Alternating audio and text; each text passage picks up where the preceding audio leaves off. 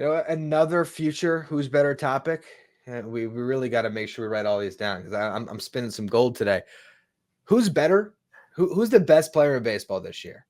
Or you know what? Let's even make it who's the best hitter, Ohtani or Judge. That's something that I want to dive into because as I was watching Aaron Judge play against the New York Mets during this Subway Series, I'm like, I don't know if there's anyone better in baseball than him, but then you remember there's still Shohei Ohtani. So that's something we got to revisit. Which of those two guys is the best hitter in baseball? Because each of them has a strong case for it. And speaking of the Yankees, they got swept by my Mets. Can we talk about this Mets team? I waited almost 50 minutes on the show today to talk about them. So let's dive into it. I posed a question to you that I'm sure made you surprised. So I want to get your take as someone that's not in the Mets vortex. Can the Mets catch the Braves and host a playoff series? They're 5 games back, or at least they were when I pitched you this idea. Could you see a world where this Mets team keeps it going and becomes the top wildcard team? No, I don't. Now look, they're taking the world by storm, and I do mean the world. They very much are doing that right now. They've got a lot of momentum, helping them out, but the National League is just cluttered with teams that have similar records to the Mets right now. They don't have the same momentum, obviously, as New York, but the Mets are still sitting 1 game back of the final wild card spot. So they've got, a lot to make up, 4.5 games. And Atlanta, it really is about Atlanta. It's just as much about the Mets continuing to surge and playing their best version of baseball as it is Atlanta taking a step back. And they already took a big step back, obviously, with the loss of Ronald Acuna Jr. This time about a month ago. And they've really sustained things just a little bit after a 5-game losing streak from June 7th to 12th. They've been 9-5 since then, and they've just been playing a lot better. The offense has gotten on track. Over the previous 30 days, they were 21st in MLB and OPS. You change that to the last 15 days, 13th. So they've been playing a lot better. The pitching staff has not taken a step back whatsoever. So Atlanta, despite the injuries to Strider and now more recently Ronald Acuna Jr., they're still doing what we expect them to do. And now the Mets are only playing better than I think anyone could have expected them to play. And they're still 4.5 games back. A lot of season left. So it's now out of the realm of possibility, but it is worth discussing because they are in the sphere, right? They are in the Atlanta's orbit very much so right now.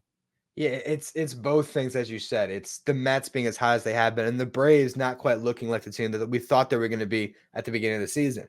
For example, I don't think that the Braves are going to win 100 games this year, which on opening day, I think we all would have said 100 wins. Yeah. No, Phillies, Braves, they're both going to be in it. And at the time, we even would have said the Braves had the better chance at it.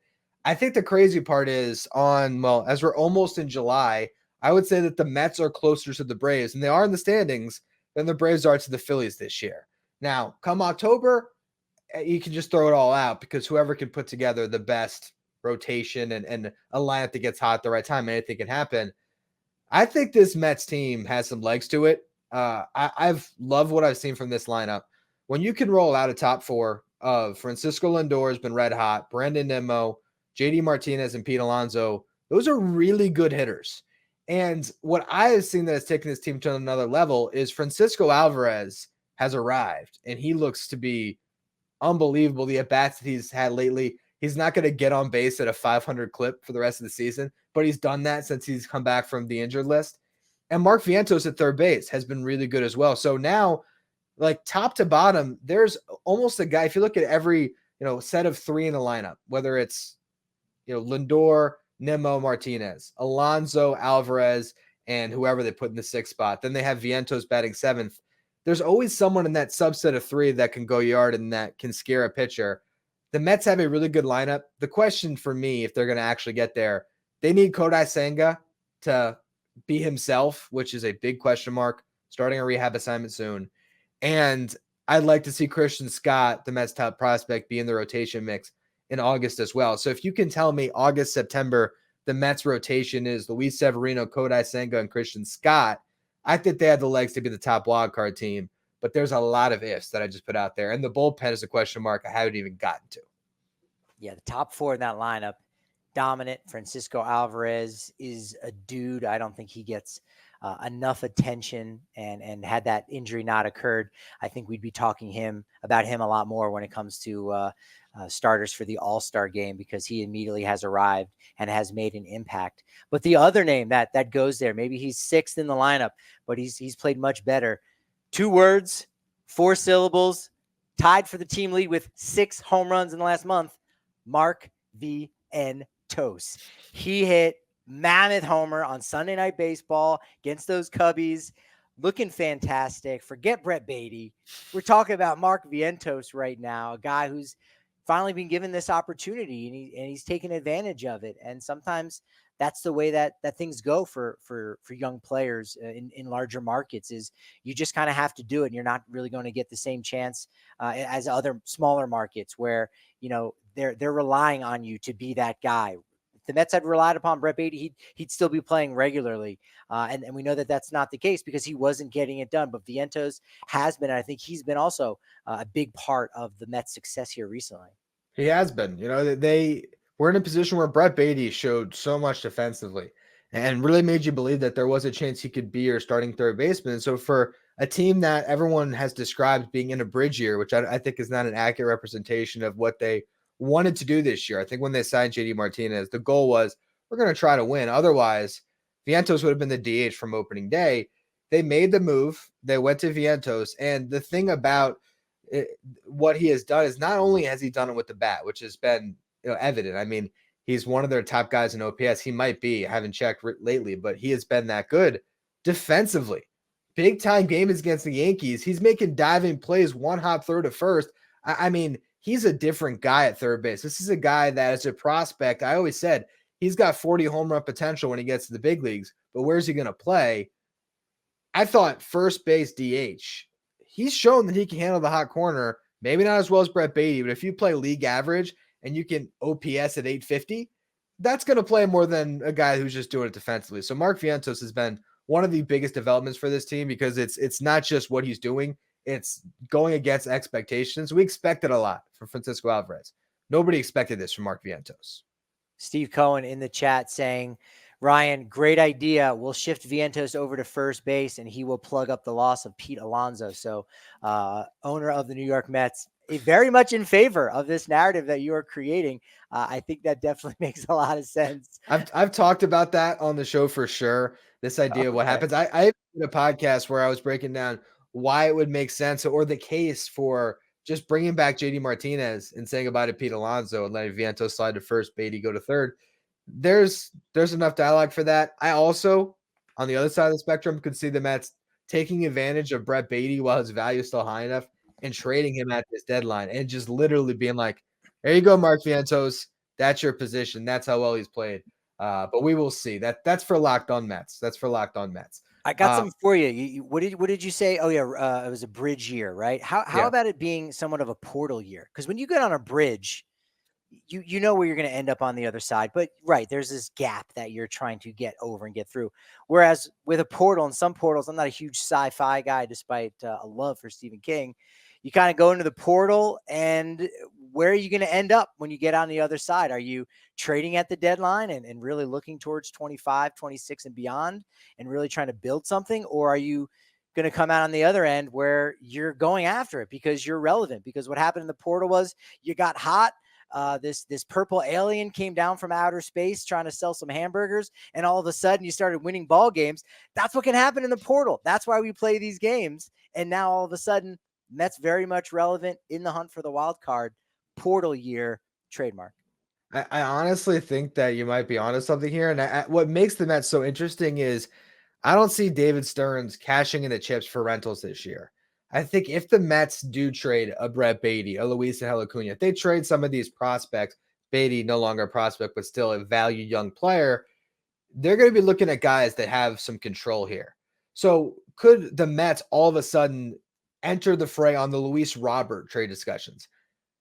I wouldn't throw it outside of the realm of possibility that if the Mets are enough in the race, that they'll push the chips in, and they're going to push the chips in for control. I don't see them shopping heavily in the rental market. I still think this is a team that looks at 25 and 26 as when they can be really good, because that's where some of their young pitching like a Brandon Sproat and Christian Scott will be fully part of that fold in the rotation. But I could see them pushing some of the chips in. And I don't know if you saw some of the videos that circulated when the Mets had the rain delay, game 2 of the Subway Series against the Yankees.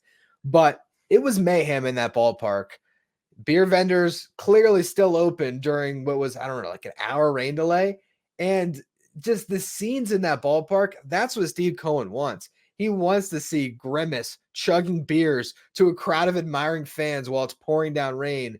This is what you sign up for as a fan, for a great experience of a summer. The Mets are delivering on that, and I don't think that they have an owner that's going to hesitate to capitalize on that if they're in position. That's why this month is so important to the Mets. They got to be atop that race to push the chips in.